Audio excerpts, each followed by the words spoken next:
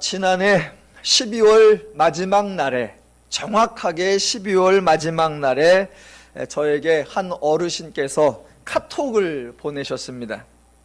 그 어르신의 아드님이 장성하여 결혼도 하고 자녀도 서너시 있는 아드님이 제 설교를 너무 좋아해서 제 설교를 너무 자주 들어서 걱정이다라는 카톡이셨습니다.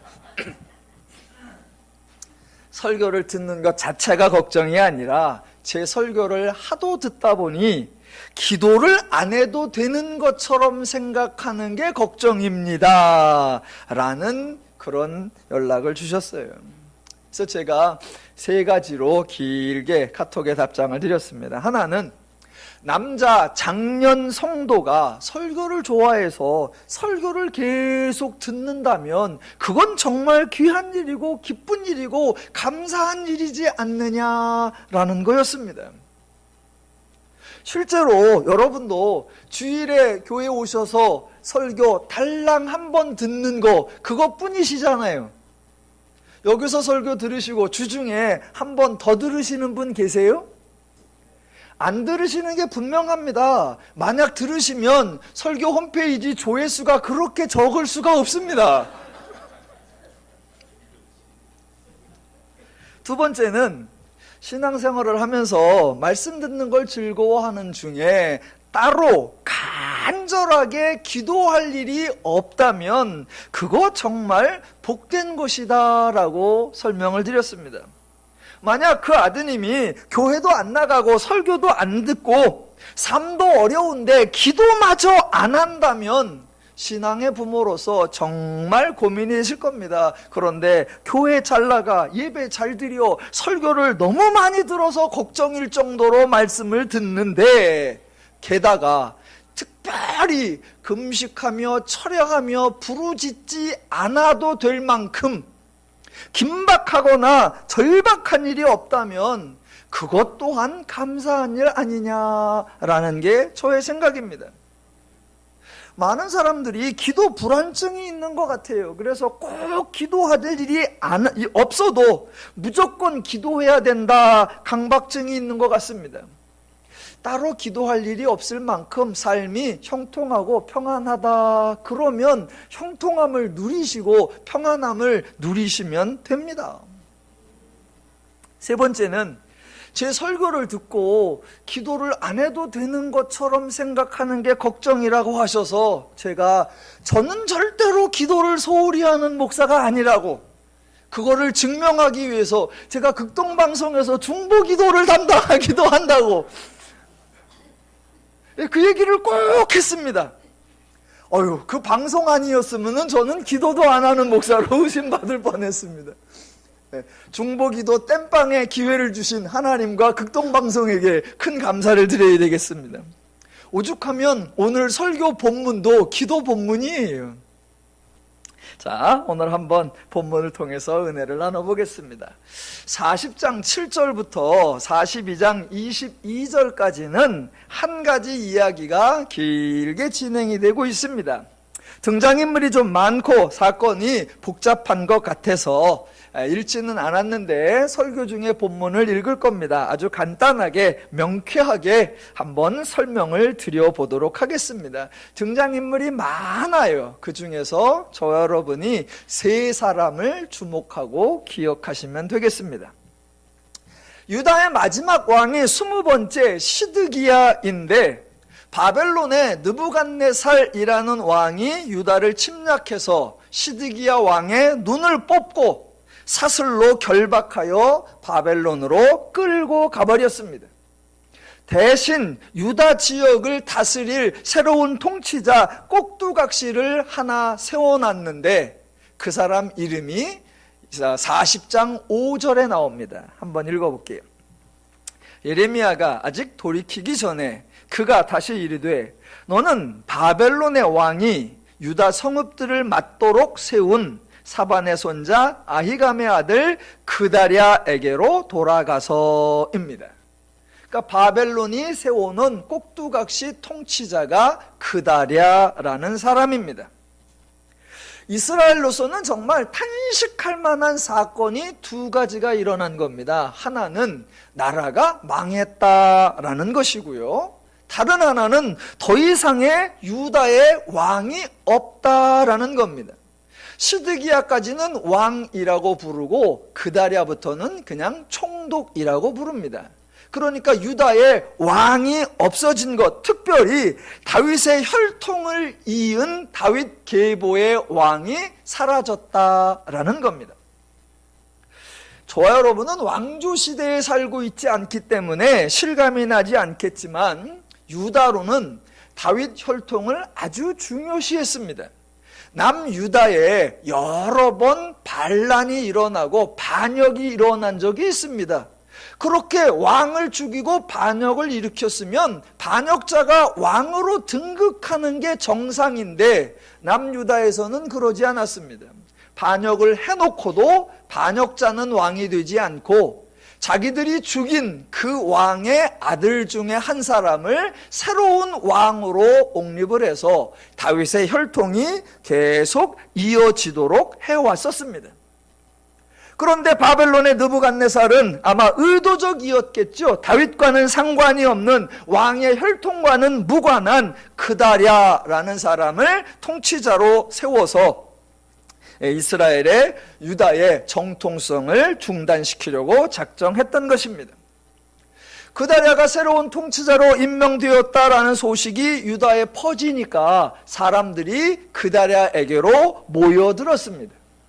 40장 7절과 8절을 보시면 들에 있는 모든 지휘관과 그 부하들이 바벨론의 왕이 아히감의 아들 그다랴에게 그 땅을 맡기고 남녀와 유아와 바벨론으로 잡혀가지 아니한 빈민을 그에게 위임하였다 함을 듣고 그들 곧 느다냐의 아들 이스마엘과 가레아의 두 아들 요하난과 요나단과 다누멧의 아들 스라야와 느도바 사람 에베의 아들들과 마아가 사람의 아들 여사냐와 그들의 사람들이 미스바로 가서 그다랴에게 이르니입니다.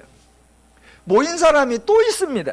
11절을 보시면 모압과 암몬 자손 중에 중과 에돔과 모든 지방에 있는 유다 사람도 바벨론 왕이 유다의 사람을 남겨둔 것과 사반의 손자 아히감의 아들 그다랴를 그들을 위하여 세웠다 함을 듣고 그 모든 유다 사람이 쫓겨났던 각처에서 돌아와 유다 땅 미스바에 사는 그다랴에게 이르러 포도주와 여름 과일을 심히 많이 모으니라 입니다. 새로운 통치자로 그다랴가 등극했다 소문이 나니 한편으로는 누군가 궁금하기도 하고 한편으로는 새로운 기대를 가지고 유다 땅에 흩어져 있던 고위 관료들 백성들 모여들었고 심지어는 모압으로 암몬으로 에돔으로 도망갔던 피난 갔던 사람들도 다 모여들었다라고 합니다. 사람들이 이렇게 모였으면 새로 총독이 된 그다랴가 이제 일장 연설을 해야 할 것입니다. 이 그다랴가 뭐라고 할까요? 그러니까 저 여러분이 성경을 읽다가 내가 성경의 흐름을 파악하고 있는가, 성경의 내용을 이해하고 있는가 어떻게 확인하냐면 그 다음에 이 사람이 어떻게 행동할 거다, 그 다음에 이 사람이 무슨 말을 할 거다라는 것이 예측되고 읽어보니까 과연 그렇게 말하고 과연 그렇게 행동하더라. 그러면 여러분이 성경을 이해하고 계신 거예요. 자, 그다랴가 뭐라고 말을 할지 예상을 한번 해보시고 예상과 맞는지 확인을 해보겠습니다. 9절과 10절. 사반의 손자 아히감의 아들 그다랴가 그들과 그들의 사람들에게 맹세하며 이르되 너희는 갈대아 사람을 섬기기를 두려워하지 말고 이 땅에 살면서 바벨론의 왕을 섬기라. 그리하면 너희에게 유익하리라. 보라, 나는 미스바에 살면서 우리에게로 오는 갈대아 사람을 섬기리니 너희는 포도주와 여름 과일을 모아 그릇에 저장하고 너희가 얻은 성읍들에 살라 하니라 입니다. 정치적 용어로 하면 그다랴는 당연히 친바벨론파입니다. 자기를 통치자로 세워주었으니까 왕의 혈통도 아니고 왕의 후계자도 아닌데 유다를 다스릴 자로 세워주었으니까 당연히 친바벨론파이고, 친바벨론파인 그다랴가 하는 연설의 내용 또한 당연히 나는 바벨론을 섬기리라, 너희도 바벨론을 섬기라, 이렇게 됩니다. 여기서 한 가지 여러분이 구분을 좀 하셔야 됩니다. 그동안 예레미야가 하나님의 말씀을 받아서 계속 선포했는데 그 핵심 내용이 뭐였냐면 너희는 바벨론에게 항복하라, 그리고 바벨론에게 포로로 끌려가라, 그리고 바벨론에서 정착하여 살아라. 그게 하나님의 뜻이다. 그리고 70년이 되면 하나님이 돌아오게 하겠다, 그거였습니다. 지금 그다랴가 바벨론을 섬기겠다, 너희도 바벨론을 섬기라 라고 말을 하고 있다고 해서 그다랴가 예레미야를 통하여 들은 하나님의 예언을 듣고 그 예언에 순종하려고 하는구나 라고 생각하시면 오해입니다. 그거하고는 아무 상관이 없습니다. 그다랴는 하나님이 바벨론을 섬기라고 했으니까 나도 바벨론을 섬기겠다, 하나님 말씀에 순종하겠다, 그런 신앙적 의도와는 전혀 상관없이 나를 뽑아주신 이가 바벨론이고 나를 세워주신 이가 바벨론이니 나는 바벨론에게 충성하겠다라는 정치적 선언을 한 것뿐입니다. 유다에 세워진 새로운 통치자가 친바벨론파입니다. 자, 나라가 약하여지면 주변에 있는 강력한 나라들이 득세를 하고 그 강력한 나라에 편승하여 자기 권력을 이어가려고 하는 사람들이 등장하게 돼 있지요. 그다랴가 친바벨론을 정책을 주장하니까 그다랴에게 정적들이 있으니까 조심하십시오라고 권면하는 사람이 하나 등장합니다. 자, 13절, 40장 13절입니다. 가레아의 아들 요하난과 들에 있던 모든 군 지휘관들이 미스바에 사는 그다랴에게 이르러 그에게 이르되 암몬 자손의 왕 바알리스가 내 생명을 빼앗으려 하여 느다냐의 아들 이스마엘, 이제는 이 이름을 기억하셔야 됩니다. 이스마엘을 보낸 줄 내가 아느냐 하니 아히감의 아들 그다랴가 믿지 아니한지라입니다. 평상시에도 세상에 믿을 놈이 아무도 없지만 특히나 세상이 시끄러울 때는 아무도 믿지 않아야 하는 게 맞습니다. 그러나 모든 사람이 무슨 일을 할지를 모르니까 옆에서 하는 조언이나 충고는 아주 귀담아 들어야 하는데 그다랴는 그 충고를 듣지 않았습니다. 그 결과가 41장 1절입니다. 일곱째 달에 왕의 종친 엘리사마의 손자요 느다냐의 아들로서 왕의 장관인 이스마엘이 10사람과 함께 미스바로 가서 아히감의 아들 그다랴에게 이르러 미스바에서 함께 떡을 먹다가 느다냐의 아들 이스마엘과 그와 함께 있던 10사람이 일어나서 바벨론의 왕이 그 땅을 위임했던 사반의 손자 아히감의 아들 그다랴를 칼로 쳐 죽였고 이스마엘이 또 미스바에서 그다랴와 함께 있던 모든 유다 사람과 거기에 있는 갈대아 군사를 죽였더라입니다. 그다랴를 죽인 사람이 이스마엘입니다. 근데 이스마엘이 누구냐? 14절에서 요하난이 이런 얘기를 했었죠. 암몬 자손의 왕 바알리스가 내 생명을 빼앗으려 하여 느다냐의 아들 이스마엘을 보낸 줄 내가 아느냐. 그러니까 암몬이라고 하는 나라의 왕이 자객을 보내서 그다랴를 살해하라고 암살 지령을 내렸을 때 그 암살자가 이스마엘입니다. 유다 나라가 약하니까 주변에 있는 나라들이 유다를 정복하기 위해서 세워진 자 바벨론은 시드기야를 눈뽑아 데려가고 대신 그다랴 세우고, 그러니까 암몬은 그 그다랴를 암살해서 제거하는 암살 모반과 모반이 이어지고 있는 겁니다. 그러니까 이스마엘이 암몬의 왕 바알리스에 의하여 사주를 받아 파송을 해왔으니까 이 이스마엘은 어느 쪽 계열이냐? 당연히 친암몬파입니다. 그다랴를 죽였어요. 암살을 성공을 했습니다. 그리고 나서 이스마엘이 가는데 어디로 가느냐? 41장 10절 중간부터 보시면 미스바에 남아있는 모든 백성을 이스마엘이 사로잡되 곧 느다냐의 아들 이스마엘이 그들을 사로잡고 암몬 자손에게 가려고 떠나니라. 그리고 15절 느다냐의 아들 이스마엘이 8사람과 함께 요하난을 피하여 암몬 자손에게로 가니라 입니다. 예, 당연하겠죠. 암몬 왕의 청부를 받아서 유다의 총독을 죽였으니 그가 피난을 가고 그가 자기 보호를 받으려면 암몬으로 가야 하겠지요. 그래서 암몬으로 갑니다. 앞서 그다랴가 바벨론을 섬기겠다라고 말한 것이 여호와의 말씀에 순종하겠다는 신앙적 이유가 아니었던 것처럼 이스마엘이 그다랴를 죽인 것도 신앙적 이유가 아닙니다. 그다랴여, 왜 당신은 하나님을 의지하지 않습니까? 그래서 죽인 게 아니고, 왜 당신은 우상을 섬기는 바벨론을 섬기자고 합니까? 그래서 죽인 것이 아니라 단지 정치적 이유로 바벨론 쪽에 붙는 게 나을까, 암몬 쪽에 붙는 게 나을까, 그러다가 자기는 암몬 쪽에 붙었던 것뿐입니다. 그렇게 신앙적 이유가 아니라 정치적 이유니까 이스마엘은 딱 한 사람 그다랴만 죽이는 것이 아니라 암살 과정에서 여호와의 성전으로 올라가는 사람들마저도 죽여버립니다. 41장 5절을 보시면 그때에 사람 80명이 자기들의 수염을 깎고 옷을 찢고 몸에 상처를 내고 손에 소재물과 유향을 가지고 세겜과 실로와 사마리아로부터 와서 여호와의 성전으로 나아가려 한지라.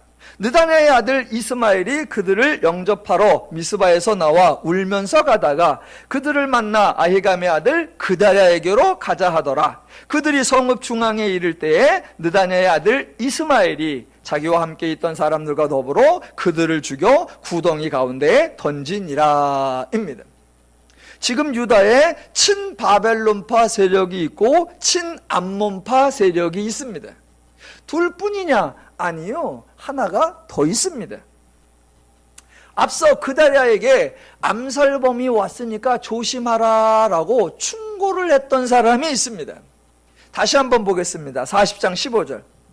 세 번째 사람 이름을 기억하셔야 합니다. 첫 번째는 그다랴, 두 번째 이스마엘, 세 번째가 40장 15절에 나오는데 가레야의 아들 요하난, 지금부터 이 요하난이 계속 나올 겁니다. 가레야의 아들 요하난이 미스바에서 그다랴에게 비밀이 말하여 이르되 청하노니 내가 가서 사람이 모르게 느다냐의 아들 이스마엘을 죽이게 하라. 어찌하여 그가 내 생명을 빼앗게 하여 네게 모인 모든 유다 사람을 흩어지게 하며 유다의 남은 자로 멸망을 당하게 하랴 하니라 입니다. 그러니까 이스마엘은 그다랴를 죽이러 오니까 요하난이 그 이스마엘을 죽이겠다라고 암살을 서로 시도하려고 하는 그런 차이입니다. 그때 이렇게 좋은 충고를 해주면 그다랴가 들었어야 되는데 안 들었어요.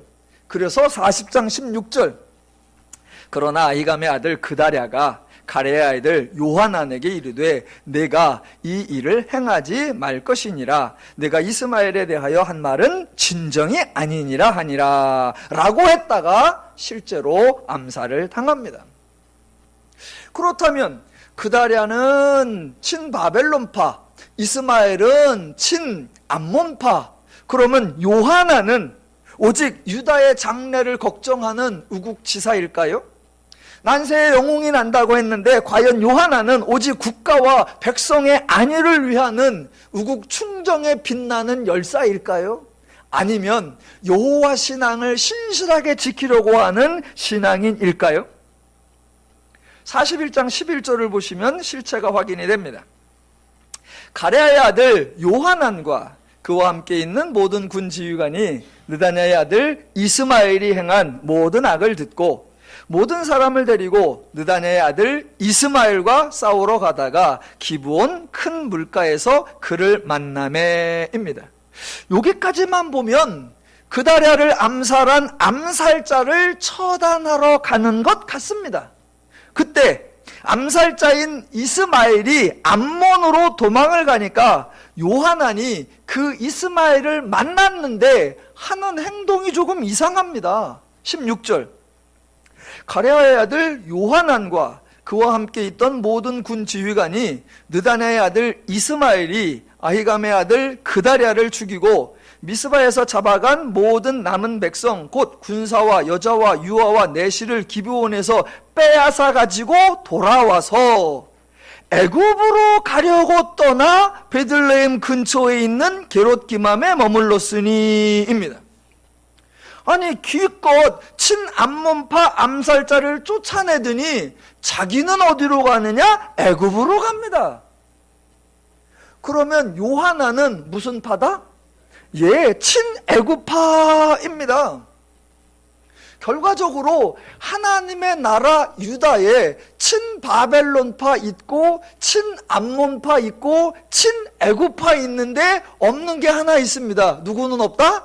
친여호와파가 없습니다. 친여호와파가.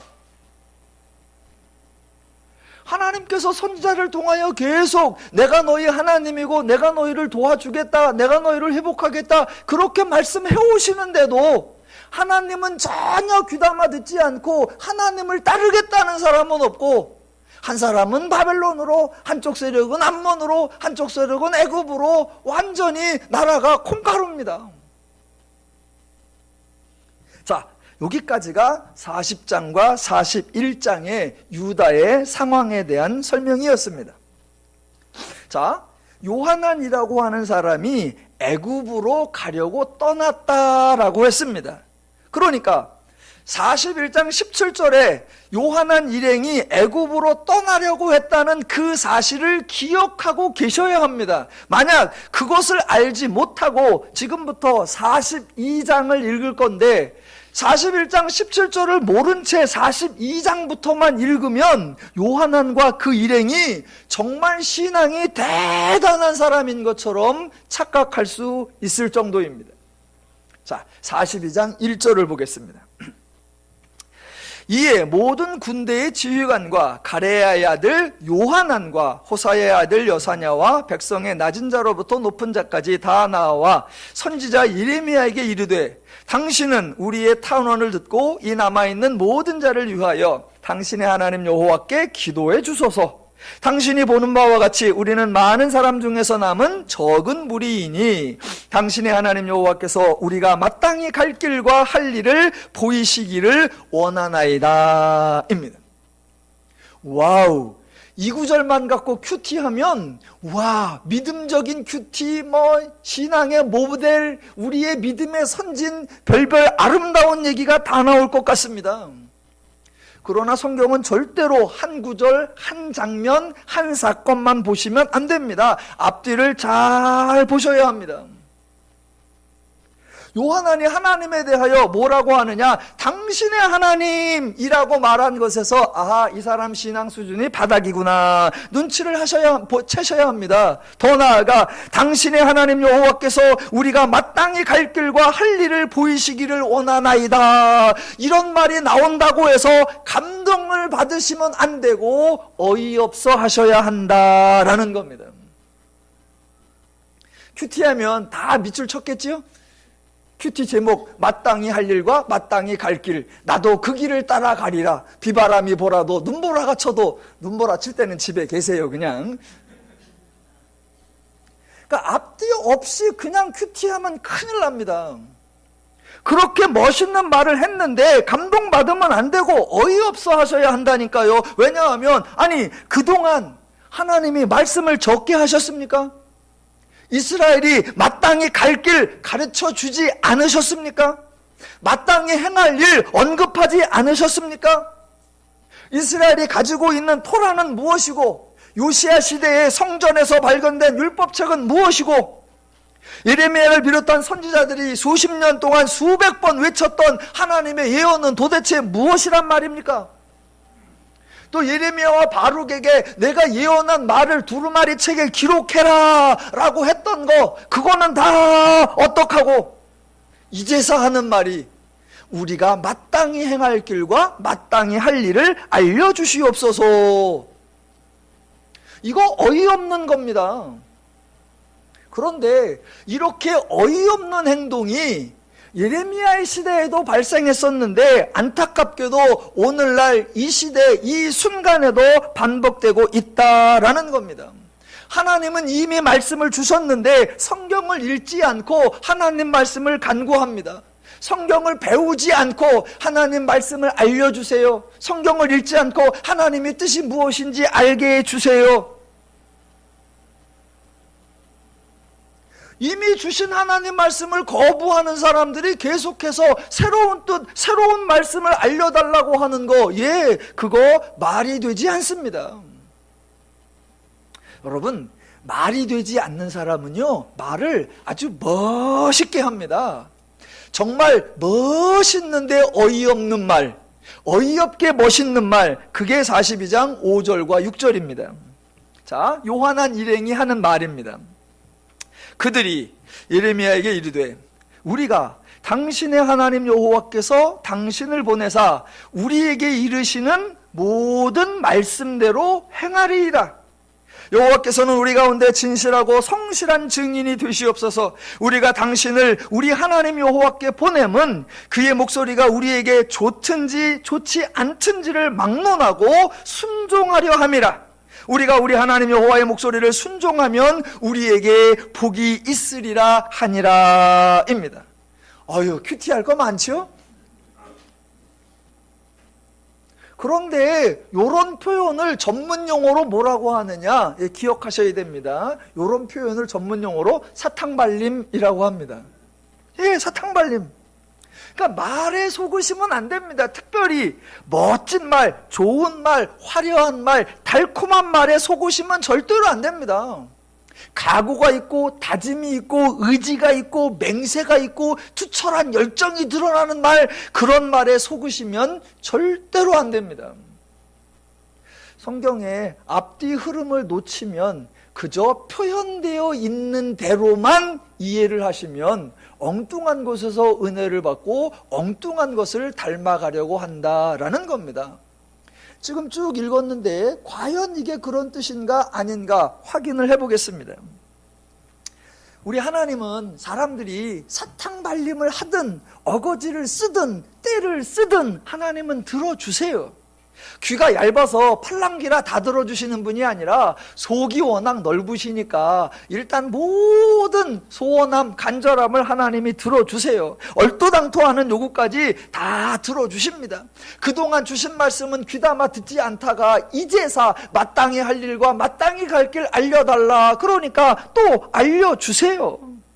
자, 하나님이 알려주시는 말씀, 자 7절부터 나옵니다. 7절을 보시면 10일 후에 42장 10절 7일 후에 여호와의 말씀이 예레미야에게 임하니, 하나님 말씀이 임했습니다. 그 내용이 이제 9절부터인데 9절부터 42장 22절까지 길게 이어집니다.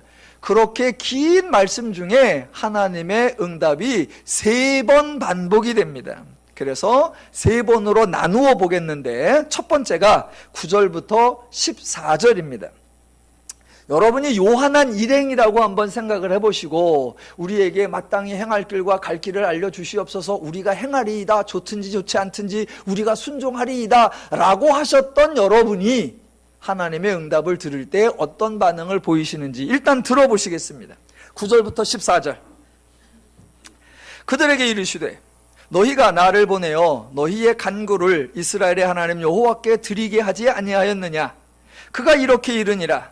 너희가 이 땅에 눌러앉아 산다면 내가 너희를 세우고 헐지 아니하며 너희를 심고 뽑지 아니하리니 이는 내가 너희에게 내린 재난에 대하여 뜻을 돌이킴이라. 여호와의 말씀이니라. 너희는 너희가 두려워하는 바벨론의 왕을 겁내지 말라. 내가 너희와 함께 있어 너희를 구원하며 그의 손에서 너희를 건지리니 두려워하지 말라. 내가 너희를 불쌍히 여기리니 그도 너희를 불쌍히 여겨 너희를 너희 본향으로 돌려보내리라 하셨느니라. 그러나 만일 너희가 너희 하나님 여호와의 말씀을 복종하지 아니하고 말하기를 우리는 이 땅에 살지 아니하리라 하며 또 너희가 말하기를 아니라 우리는 전쟁도 보이지 아니하며 나팔 소리도 들리지 아니하며 양식의 궁핍도 당하지 아니하는 애굽 땅으로 들어가 살리라 하면 잘못되리라 입니다. 자, 요한한 일행이 마땅히 갈 길과 할 일 알려달라 그러자 하나님께서 명쾌하게 대답하셨습니다. 뭐라고 하셨냐? 너희가 이 땅에 눌러앉아 산다면 하나님이 불쌍히 여기시리라. 또 다른 편으로 너희가 이 땅에 살지 아니하리라 하면 잘못되리라 입니다. 그러니까 성경을 읽으실 때 그냥 써있는 표현만, 거기만 은혜를 받지 마시고 하나님이 지금 어떤 상황에서 이런 말씀을 하시고 요렇게 말씀하시는 거에 어떤 하나님의 특징, 어떤 하나님의 속성, 어떤 하나님의 성품이 담겨 있는가, 그거를 발견하셔야 진짜 은혜가 되는 겁니다. 자, 무슨 얘기냐면 저는 하나님을 너무너무 좋아하는데 지금 이번 하나님의 응답에도 너무나 자상하고 너무나 친절하고 너무나 인격적으로 인간을 존중해 주시는 게 담겨 있다라는 겁니다. 저들이 애굽으로 가려고 하면서 기도하면서 알려달라라고 하면 하나님께서 단도직입적으로 아주 간단하게 가지마, 애굽 가지마, 가면 죽여버린다, 그냥 여기 있어, 이렇게 하실 수도 있습니다. 하나님이 모든 걸 결정하고 하나님이 일방적으로 통보하고 그저 복종을 요구할 수도 있습니다. 그런데 하나님은 인간을 그렇게 대하지 않으신다라는 겁니다. 그러니까 지금 응답에 두 가지를 다 주시는 거예요. 너희가 이 땅에 머물러 살리라. 그러면 내가 너희를 긍휼히 여기리라. 만약 너희가 이 땅에 살지 않으리라, 애굽으로 가리라, 그러면 너희가 잘못되리라. 예, 하나님은 인간에게 늘 정확한 정보를 주시고 인간의 선택권을 인정해 주시고 인간의 자유를 보장해 주신다라는 사실입니다. 이게 참 귀한 겁니다. 인간은 안 그래요. 상대가 틀리고 내가 옳은 거를 안다 그러면 인간은 상대방의 인격을 무시하고 내가 가진 권력을 사용합니다. 그러면서 하는 말이 이거 다 너 좋으라고 하는 거야. 나도 차고 이러는 게 아니야. 이거 해봤자 나에게 이득이 오는 거 없어. 다 너를 위한 거야. 그러니까 따지지 말고 앵기지 말고 시키는 대로 해. 인간은 그게 당연한 것처럼, 그게 사랑인 것처럼 표현한단 말입니다. 예, 물론 그렇게 지시하는 대로 했을 때 결과적으로 내가 잘 될 수는 있습니다. 하지만 일정한 결과를 얻었지만 그 결과를 얻는 과정에서 이미 내 인격이나 내 자유는 상처받고 무시되고 소외되었습니다. 그러니까 얼핏 보면 인간의 조치가 결단력이 있고 하나님의 조치는 우유부단하고 소극적인 것처럼 보입니다. 그러나 자세히 보면 인간들의 조치는 언제나 소탐대실에 불과합니다. 한 가지 좋아진 게 있죠. 한 가지 나아진 게 있죠. 그러나 여러 개가 나빠졌고 본질이 망가지는 경우 허다합니다. 그러니까 저와 여러분은 성경을 읽어야 하고 성경에서 하나님의 일하시는 방법 배워야 합니다. 하나님이 인간을 존중하며 인간의 인격과 인간의 선택과 인간의 자유 보장해 주신다는 것. 그래서 우리가 순간 잘못 선택할 수 있지요. 그러면 하나님께서는 그 가운데 또 은혜를 주셔서 하나님은 나를 유익하게 하시는 분이구나. 그 하나님을 깨달아 알게 하시고 그 하나님을 깨달아 알게 하셔서 그 하나님을 알아야 나의 삶의 인식이 변하고 가치가 변해서 내 삶 자체가 변하도록 하는 것, 그게 하나님의 참된 방법이십니다. 그래서 애굽으로 가지마! 명령하는 것이 아니라 여기 살면 내가 불쌍히 여기고 너희가 애굽으로 가면 잘못될 거야 알려주십니다. 이미 요한한 일행은 애굽으로 떠나 출발을 했었단 말입니다. 그럴 때 죄인들은 꼭 자기 행동을 어떻게든 미화를 하고 여러 가지 명분과 여러 가지 핑계를 대죠. 요한안이 애굽으로 가는 핑계가 뭔지 한번 들어보실래요? 14절. 또 너희가 말하기를, 요한한 일행입니다. 너희가 말하기를, 아니라 우리는 전쟁도 보이지 아니하며 나팔 소리도 들리지 아니하며 양식의 궁핍도 당하지 않은 애굽 땅으로 들어가 살리라 입니다. 만약 이 말이 사실이라면 애굽은 천국이고 다 같이 애굽으로 가야 합니다. 유다에는 날마다 전쟁인데 애굽에는 전쟁도 없고 나팔 소리도 없고 양식도 부족함이 없다. 그러면 다 가야죠. 하나님도 얼른 백성들을 애굽으로 가서 거기서 양식을 먹고 몸조리를 해라 그러셔야죠. 유다에는 전쟁통이고 양식도 없는데 가지마, 무조건 굶어도 여기 있어. 그러면 하나님의 독단이죠. 그런데 실제로 애굽에 전쟁도 없고, 실제로 애굽에 나팔 소리도 없고, 실제로 애굽에 양식의 부족함도 없었을까요? 이게 역사를 조금 아셔야 되는데, 지금 시드기야가 눈이 뽑히고 그다랴가 살해를 당한 요때가 언제냐? 주전 586년입니다. 그런데 그거보다 얼마 전에 주전 605년에 애굽이 바벨론이라는 나라와 전쟁을 합니다. 전쟁이 있어요. 성경에도 기록이 나와요. 한 구절만 볼게요. 예레미야 46장 2절. 애굽에 관한 것이라. 곧 유다의 요시야 왕의 아들 여호야김 넷째 해에 유보라데 강가 갈그미스에서 바벨론의 느부갓네살 왕에게 패한 애굽의 왕 바로느고의 군대에 대한 말씀이라 입니다. 그러니까 애굽과 바벨론이 전쟁을 해서 누가 이겼게요? 바벨론이 이겼습니다. 누가 졌게요? 애굽이 졌어요. 그러니까 애굽에 전쟁이 있었고요. 애굽에 나팔 소리 있었고요. 애굽이 전쟁에서 패했습니다. 패한 나라가 양식에 걱정이 있을까요? 없을까요? 있죠.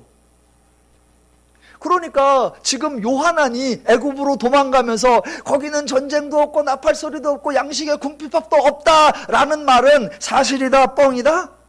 뻥입니다. 이런 걸 오늘날 전문 용어로 뭐라고 한다? 가짜뉴스. 가짜뉴스 남발은요 역사가 오래돼요. 3000년도 넘어요. 자, 여호와께서 응답을 하시는데 세 번으로 나누어 한다고 했습니다. 첫 번째가 9절로부터 14절이었고, 자, 두 번째가 15절로 17절입니다. 또 하나님이 뭐라고 응답하시는지. 너희 유다의 남은 자여, 이제 여호와의 말씀을 들으라. 만군의 여호와 이스라엘의 하나님께서 이와 같이 말씀하시되, 너희가 만일 애굽에 들어가서 거기에 살기로 고집하면 너희가 두려워하는 칼이 애굽 땅으로 따라가서 너희에게 미칠 것이요, 너희가 두려워하는 기근이 애굽으로 급히 따라가서 너희에게 임하리니 너희가 거기에서 죽을 것이라. 무릇 애굽으로 들어가서 거기에 머물러 살기로 고집하는 모든 사람은 이와 같이 되리라. 곧 칼과 기근과 전염병에 죽을 것인즉 내가 그들에게 내리는 재난을 벗어나서 남을 자 없으리라 입니다. 하나님이 응답을 세 번을 하시는데 세 번 다 전혀 다른 얘기를 하는 게 아니라 똑같은 얘기를 대신 표현을 조금 바꾸어서 하십니다. 표현이 바뀌니까 조금 구체적이 되고 조금 더 표현이 세지는 거예요. 그래서 동일한 내용을 표현을 바꿔서 조금 세게 표현하는 거, 요런 문학적 수사 양식을 뭐라고 한다? 점층법이라고 합니다. 그러니까 두 번째가 점층법이 돼요. 첫 번째는 그저 너희가 이 땅에 눌러 산다면, 또는 이 땅에 살지 아니하면, 또는 애굽 땅으로 들어가 살면 이랬단 말입니다. 그런데 두 번째에는 애굽이 반복해서 등장하고 특별히 고집이라는 표현이 두 번씩이나 등장합니다. 15절 맨 끝에 너희가 만일 애굽에 들어가서 거기에 살기로 고집하면, 17절 무릇 애굽으로 들어가서 거기에 머물러 살기로 고집하는 모든 사람은 입니다. 그러니까 그들에게 임할 결과도 점층법이에요.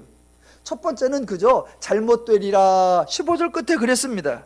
그런데 두 번째에는 16절 끝에 너희가 거기서 죽으리라. 17절에는 칼과 기근과 전염병에 죽을 것인즉 내가 그들에게 내리는 재난을 벗어나서 남을 자 없으리라. 자, 이제 세 번째가 나옵니다. 18절부터 22절까지인데 또 예상이 충분히 됩니다.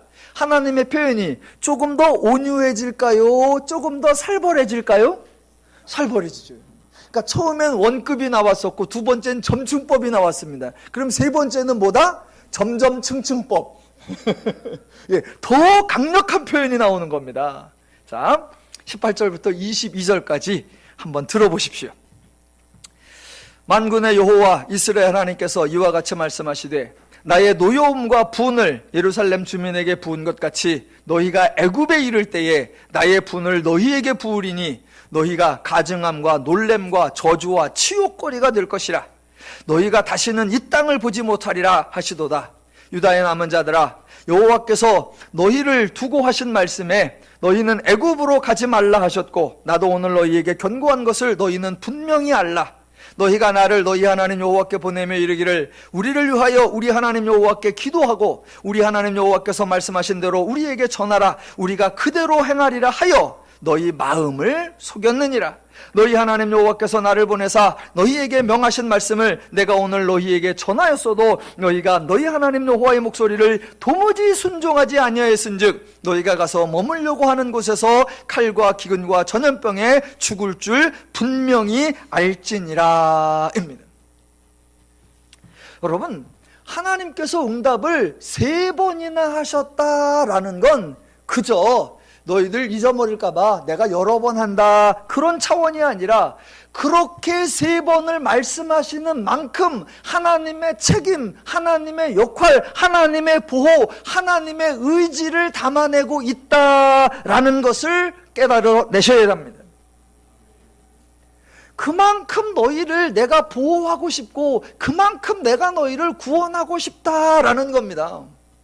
이 말씀을 들어보면 정말 하나님은 정말 놀랍고 하나님의 방식이 정말 귀하다라는 걸 알게 됩니다. 보세요. 하나님의 말씀이 뭐냐면 너희는 이곳에 머물러 살리라. 그러면 내가 너희를 불쌍히 여겨 도우리라. 너희가 애굽으로 가면 죽으리라. 여러분, 백성의 입장에서 지금 여기에 살고 있는데 그냥 여기 계속 머물러 사는 게 편합니까? 애굽으로 피난을 가는 게 편합니까? 예, 그냥 머물러 있던 대로, 살던 대로, 그냥 그대로 있으라. 그게 훨씬 쉬운 겁니다. 그러니까 하나님은 지금 이스라엘에게 너희들 그동안 내 말 안 들어 망했으니까 지금이라도 정신 차리고 고난의 길을 가. 그러면 내가 봐서 은혜를 줄게. 아니요. 정반대로 어려운 일 하려고 하지 마. 힘든 일 하려고 하지 마. 고난받는 일 하려고 하지 마. 애쓰지 마. 그냥 살고 있던 자리에 그대로 있어. 굳이 애굽으로 가거나 암몬으로 가거나 다르게 애쓰려고 하지 말고 그냥 있어라. 그러면 내가 은혜를 주고 그러면 내가 도와주리라. 예, 세상에 이런 하나님이 없고 세상에 이런 신이 없고 세상에 이런 기독교가 없습니다. 세상은 언제나 반대로 갑니다. 반대로. 너희가 내 말 안 들었잖아. 너희가 내게 불순종했잖아. 그래 놓고 그냥 은혜를 받으려고, 그냥 복을 받으려고 그러면 안 되지. 너희들도 값을 치러야지. 너희들도 대가를 지불해야지. 그래서 인간을 힘들게 하고 인간을 수고하게 합니다. 아니요. 하나님은 전혀 그렇지 않습니다. 그러니까 하나님이 말씀하시면 인간은 뭐라고만 하면 된다? 네. 너희들이 여기 머물러 있기로 하면, 그럴 생각이었어요. 갈 생각도 없고요. 가자니 힘들고 그래서 그냥 살려고 했는데, 잘 됐네요. 할렐루야. 얼른 은혜 주세요. 예, 그게 하나님의 방식이에요. 그게 하나님의 방식. 우리는 하나님에게 깜짝깜짝 놀래야 합니다. 자, 그런데 요한한 일행은 자기가 직접 기도하지도 않았고 예레미야에게 찾아와서 부탁을 해서 기도 부탁을 해서 3절부터 6절까지에 아주 간단하게 요청을 했는데 하나님은 9절부터 22절까지 길게 3번이나 응답을 하셨습니다.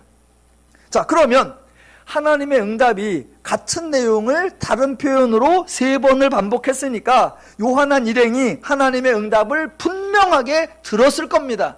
마땅히 해야 할 일, 마땅히 갈 길 분명히 들었을 겁니다. 그렇다면 자, 다음 주에 할 건데 미리 하나를 예상해 볼게요. 자, 요한안이 애굽으로 가려고 하다가 기도 요청을 했고, 하나님은 애굽으로 가지 말라라고 분명히 말씀하셨고, 그 응답을 받은 요한안 일행은 우리가 말씀하시는 대로 행하리이다, 그의 목소리가 좋든지 좋지 않든지 순종하리이다 라고 아주 멋있는 다짐을 했던 요한안 일행은 다음 주에 애굽으로 갈까요? 안 갈까요? 정답은 간다예요. 간다. 아니 그러니까 이미 출발했었고 중간에 기도하고 온갖 멋있는 말은 다 했는데 응답 다 듣고 결국은 간다. 중간은 왜 했대요? 중간은 왜 했어요? 그러니까 멋있는 표현, 멋있는 다짐, 멋있는 기도 요청 다 헛겁니다.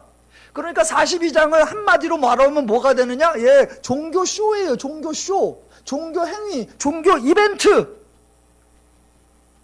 그러니까 그들이 애굽으로 갈 거 뻔히 아셔서 하나님이 대답을 다 하시고 맨 마지막에 이렇게 하십니다. 20절 끝에, 20절 맨 끝에 뭐라고 했느냐? 너희 마음을 속였느니라. 예, 마음을 속였느니라. 이게 중요한 게 뭐냐면요, 지금 속인 게 누구냐면 요한안이에요. 그런데 속은 게 누구냐면 요한안이에요. 요한안이 하나님을 속인 게 아니라 요한안이 결국 누구를 속였다? 자기를 속였어요. 자기를. 그래서 정작 속인 게 자기고 속은 게 자기예요. 결과가 어떻게 되느냐? 자기만 하나님의 은혜를 누리지 못한 거예요. 하나님의 말씀을 들었다면 그냥 머물러 있을게요. 그래서 하나님의 은혜를 듬뿍 받아 치유되고 회복되고, 그런데 갈 것처럼 하나님 말씀에 순종할 것처럼 하다가 다 듣고 안 하고 결국 자기를 속였다. 여기서 마음을 속였느니라, 요거를 조금만 원문으로 하면 내 생명을 스스로 위험에 처하게 했느니라, 이런 뜻이 되는 거예요.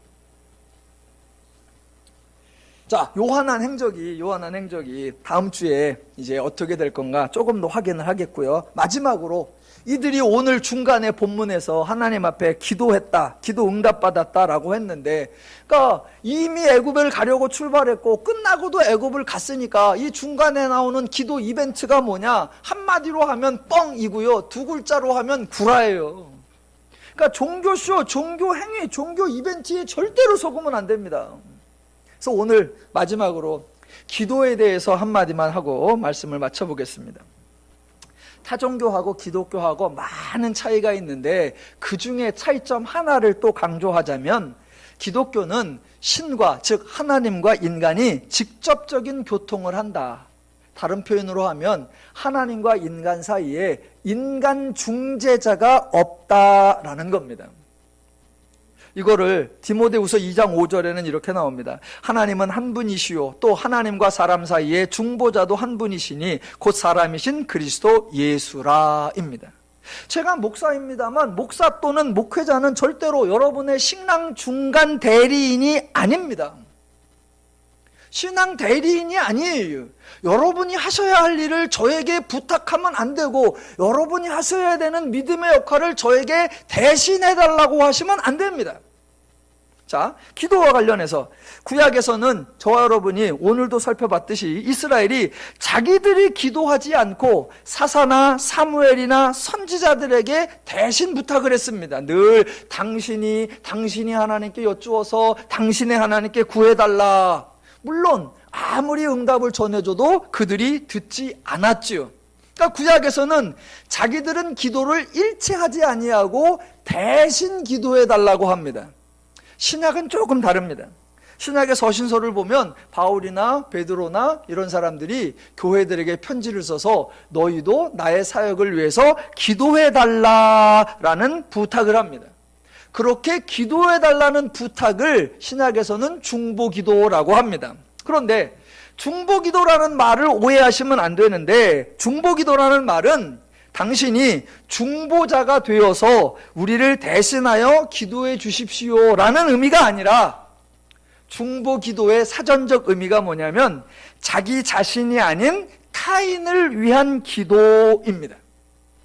그러니까 본인은 본인 기도를 하고 있으면서 너무나 절박하고 너무나 필요한데 내 기도만으로 부족할 것 같아서 저를 위해, 당신 기도 말고 저를 위해 제 기도를 좀 힘을 합해 주세요, 좀 응원 좀 해주세요, 좀 후원해 주세요 라고 부탁하는 것, 그걸 뭐라고 한다? 중보기도.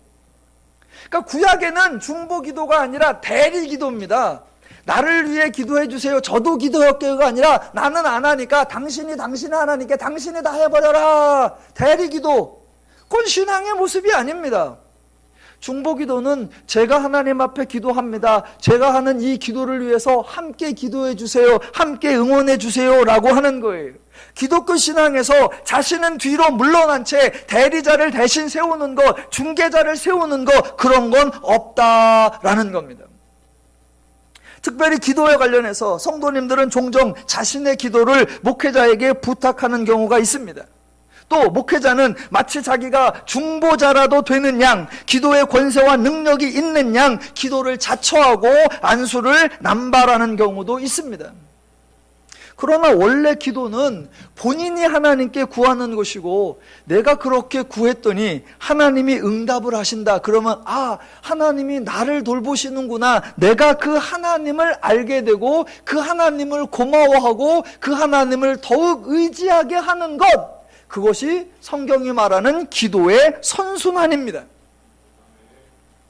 그런데 만약 성도들은 목사님께 대신 기도해달라고 부탁을 하고 목사는 대신 기도하고 안수 기도까지 했다.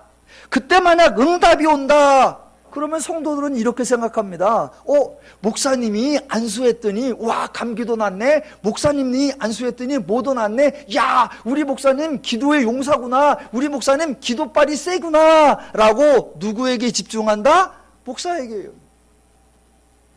아니요. 성경은 그렇게 말하는 것이 아니라 본인이 하나님 앞에 기도하고 당연히 옆에서 합심하여 기도해 주고 위에서 기도해 주어서 모두가 함께 중보 기도했을 때 응답이 되면 모두 기도한 사람 전체가 누구 앞에 감사한다? 하나님이 우리 기도를 들으시는구나, 하나님이 나의 상황을 돌보시는구나, 하나님이 나와 함께 하시는구나, 이 하나님을 더욱 의지해야 되겠다. 하나님께로 맞추어지는 거, 그게 기도의 본질입니다. 저는 직분상 목사이지만 여러분의 목자도 아니요, 여러분의 신앙적 중보자도 절대로 아닙니다. 저도 여러분과 같이 하나님 앞에 성도일 뿐입니다. 흔히 교회에서 목회자의 역할을 말씀을 가르치는 것과 기도에 전념하는 것이라고 합니다. 제가 목사가 된 이후로 저의 목회 사역을 이렇게 돌보아 보니까 정말 말씀을 가르치는 일에는 저 스스로 자부하기에도 열심을 다했다, 정말 애를 썼다, 정말 수고했다 할 만큼 말씀을 가르치는 사역에 집중했었던 것 같은데 상대적으로 기도는 많이 소홀했구나라는 생각이 들었습니다. 앞으로 저를 위한 기도 당연히 할 것이고 성도님들을 위한 중보 기도도 열심히 하겠습니다. 저희 교회에 매주 토요일날 오전에 9시 반부터 12시까지 사역자 성경 통독이라고 있습니다. 2시간 반 동안 온전히 성경 읽기를 합니다. 저희 교회가 개척된 이후로 지금까지 매주마다 끊임없이 지속되고 있습니다. 그렇게 하는 것처럼 2019년에는 매주 화요일날 오전 9시 반부터 12시까지 사역자 중보 기도 시간을 가져서 제가 여러분을 위해서 2시간 반 동안 정말 열심히 기도하겠습니다. 아멘을 해주셔야죠. 타이밍상. 저 많이 바뀌는 거예요. 제가 바뀌고 그럼 여러분도 응원을 하시고, 여러분 기도를 대신하겠다가 아니라 여러분들 기도하시고 또 저도 제 기도 당연히 하고 여러분을 위해서 여러분의 기도에 힘을 보태드리고 여러분의 기도에 응원해드리기 위해서 매주 화요일날 오전 9시 반부터 12시까지는 요 앞에 딱 앉아서 여러분의 성함을 불러가면서 여러분의 가족을 위해서, 여러분의 건강을 위해서, 여러분의 사역을 위해서, 여러분의 행복을 위해서 기도하겠습니다. 그래서 2019년에 저희 더누림 교회와 더누림 모든 성도가 말씀을 열심으로 배워가는 것처럼 기도를 열심으로 해서 하나님과 더욱더 교통하며 하나님의 은혜를 풍성히 누려가시기를 주님의 이름으로 축원합니다.